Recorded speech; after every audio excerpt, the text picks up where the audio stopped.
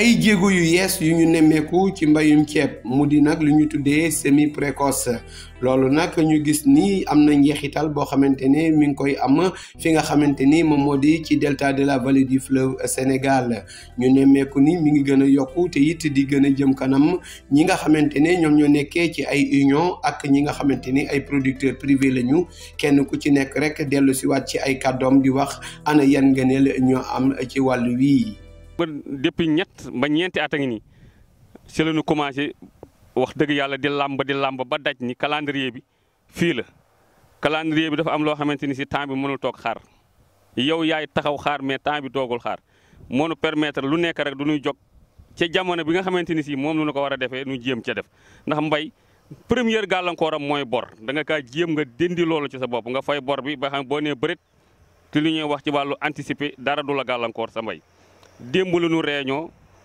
conseil d'administration bi c'est la ñuy valider budget mois tracteurs yi ba tey gii le 23 sóob nañu machine yi tracteurs yi ñu ngi nii suñu gannaaw tàmbali ci. teel a jóg bi du lenn pour double culture bi moo tax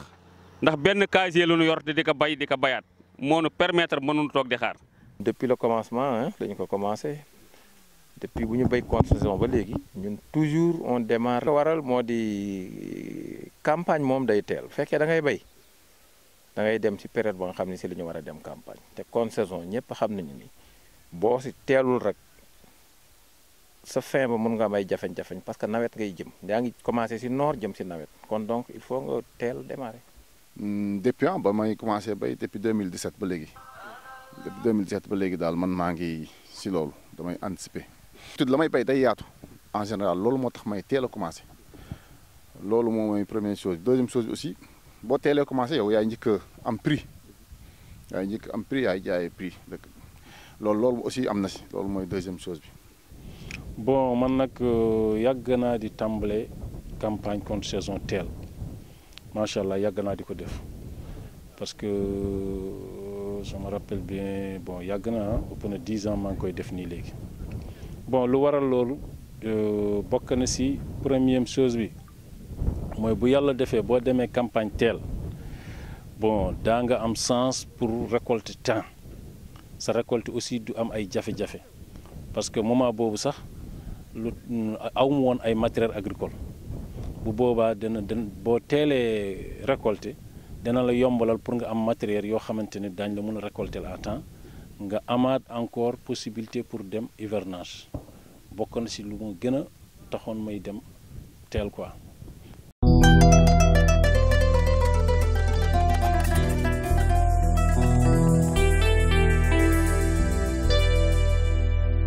naka noonu nag mu am loo xamante ni dinañ ko jël ci wàllu ay disposition te mu di planification bi maanaam naka la ñuy koy tegee jéego ak jéego ba keroog nag ñuy àgg ci wàllu bi ak it ndam li nga xamante ni dinañ ko ci xaar. participation bi mesure bi mooy assemblée générale bi conseil d'administration bi daje nañ jox ndigal bureau bi ñu valider budget bi ñu daal di jóg démb sóob tey machine yi ñu daal di tàmbali commencé xaaruñu crédit xaaruñu comité de crédit ñoo ngi tàmbali incha allahu taala pour jafe-jafe yi nga xamante ni si yëpp moom la section yi waroon jànkonteel union bi saytu ko ba balaa BLP yeeg yooyu di génn. waaw disposition yu ñu jël yi mooy da ngay jël réflexion da ngay def teel sa réflexion def teel sa offsetage préparer sa moto pompe teel wut sa semence bu qualité loolu ngay njëkk a def ba pare doo moom di si nga mën a am.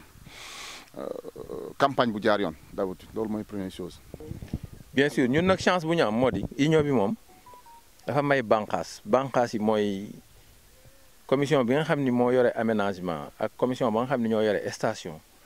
ñooy ñoom planification li ñu leen defal telle date ki yore aménagement na dañu def commission bi dem xooli aménagement bi li ñu si war defar ñu defar ko ku yore station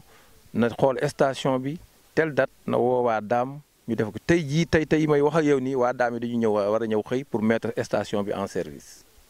donc loolu moom ñun chaque fois dañuy def planification parce que benn at la ñuy béy ci année bi kon donc loolu ñun mooy suñu ittee nan la ñuy fexe ba démarrer 25 janvier te ren sax on prévoit démarrer le 10 bi bon anticipation moo di ñun dépendre nañu ci section yi union bi mooy jël yëpp mooy anticiper mooy wuti ay machine waxanteeg borom machine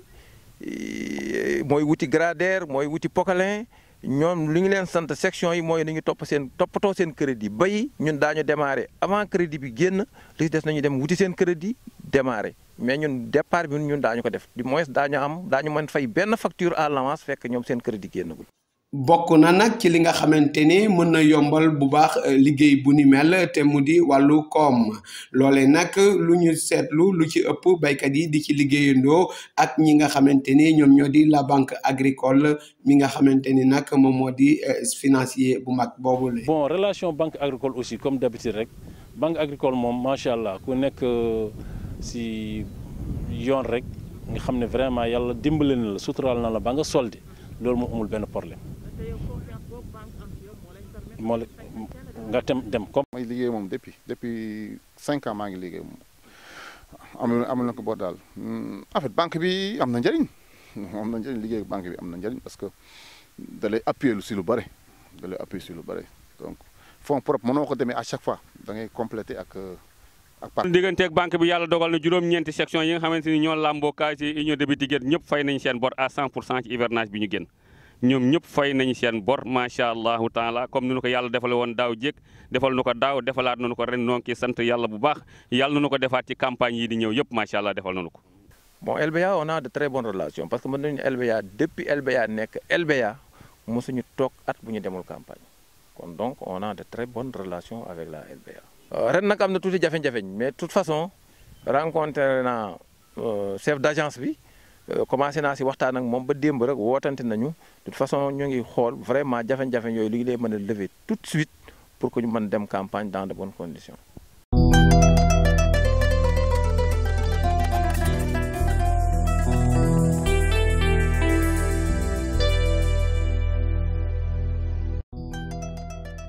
ci wàllu résultat yi nag ñu nemmeeku ci ni am na ndam lu muy jur ci wàllu am rendement waaye laata loolu. jafe-jafe récolte dana wàññeeku bu baax a baax tamit li nga xamante ni moom moo di wàllu manutention bi tamit dina woyof bu baax loolu yëpp nag buñ ci yokkee li nga xamante ni dina tax baykat bi mën a def bu baax li nga xamante ni moom moo di double culture naam moom baykat bi amul lenn loo xamante ni moom moo di activité agricole. njëriñ kese la ndaxte boo xoolee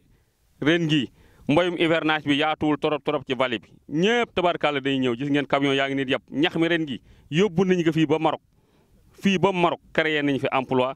di ko fa yóbbu te wax dëgg yàlla su fekkoonte ni gënoon na fi yaatu ci yeneen ruq yi ci yeneen diwaan yi lépp du demee nii mais su fekkente ni yàlla dafa def benn ruq bi moo fi nekkoon di bay du jariñ Sénégal looloo tax ñëpp daje fi mu nekkoon ay jafe-jafe ci récolte bi macha allah machine yëpp ñëw fi ba suñu machine yi nga xamante ni sax dañu leboon ay bor war ko fay échéance amoon na tuuti jafe-jafe ci ñun vraiment waaye nag noo ngi ñaanal suñu mbokk yi ba yàlla def yàlla xiir leen ak jàngat ci li nga xamante ni si mooy njariñ ndax lii ci nit lu ñu ko jànge wóoy ci ñoom itam ñu jàng ci la nga xamante ni mooy njariñal Sénégal ñun ñëpp ñu tënku ci. comme ni mu la waxee teel a dem campagne toujours avantage yu si am mooy lu mu la njëkkoon wax si départ bi rek surtout macha allah kuy def yenn grande superficie yi teel a dem def si baax parce que boo xoolee sa mise en eau rek dana jël 1 mois kon nag il fallait que yow nga teel a dem premier. deuxièmement comme que tey xam nañu ñun ñëpp problème suuf la ñu am suuf bu nga bayoon moom rek ngay bayaat. boo teelee a dem daa nga teel a récolter teelaat encore dem campagne hivernage boobu c'est un avantage même encore si période récolte bi muy problème main d'œuvre yi ak affaire yëpp si ngay gën a am avantage parce que campagne bi bu demee ba ñëpp di góobandoo di kii demande bi day bëre problème day posé. bokk na nag ci jafe-jafe yi nga xamante ne ñi ngi tàllal loxo autorité yi ngir ñu taxaw si ba mbir yi saafarawu ndax loolee nga xamante ne jàpp nañ ni nga ne la te mu di semi précoce ñu mën ko teel a def benn ci ñoom ñu bëgg ñu yëkkati li nga xamante ni moom moo di jur gi nga xamante ni dañuy dugg ci tool yi ci jamonoy njiw bi waaye nag jamono bi nga xamante ne tool yi ñi ngi tàmbalee di sori ngir nag ñu dimbali leen ci beneen bi ci jëm moom moo di wàllu li nga xamante ni moom moo jëm ci picc yeeg yu ni mel ñu ci interpellé bu baax ñi nga xamante ni ñoom ñoo di DPV. xam ngeen Débit Tiguet fii dafa nekk ci zone parc national des oiseaux de Diouth toll ci 22 400 hectares yàlla dafa def zone la boo xamante ni si fa la ñuy yare picc yi zone la boo xamante ni si bëgg nañu DPV di fi ñëw à temps te duñu fi ñëwee encore ret am na yenn zone am na roq-roq yoo xamante ni mënuñu fa intervenir ndax waa parc bi duñu ko nangu loolu nekk na fi suñu jafe-jafe vraiment loo xamante ni dafa kii te noo ngi bëgget incha allahu taala ku nekk xam ne Débi Tiguet zone bu enclavé la ñu indil nu engrais bi mu teel a dugg si fu ñuy waxee yow ni yoon wu yaa ngi nii su yéexee tuuti rek nawet bi bu ñëwee wala noor bi bu ñëwee camion yi bu ñu génnee fii rek du ñu am jafe-jafe pour lu dugal intrant yi noo ngi ciy ñaan di ci talal loxo kilifa yi ñu teel ci wax teel intervenir pour engrais bi mën a ñëw ci diwaan bi balaa dara di. bon jafe-jafe teel a dem de man ñaari affaire am na si yoo xamante ne vraiment loolu moo ñu gën a xaw a ragal loo tuuti première chose bi mooy problème picc yi bu yàlla defee jàmm boo demee ba récolter ba sa ceeb focc fekk focc bi yaatuwul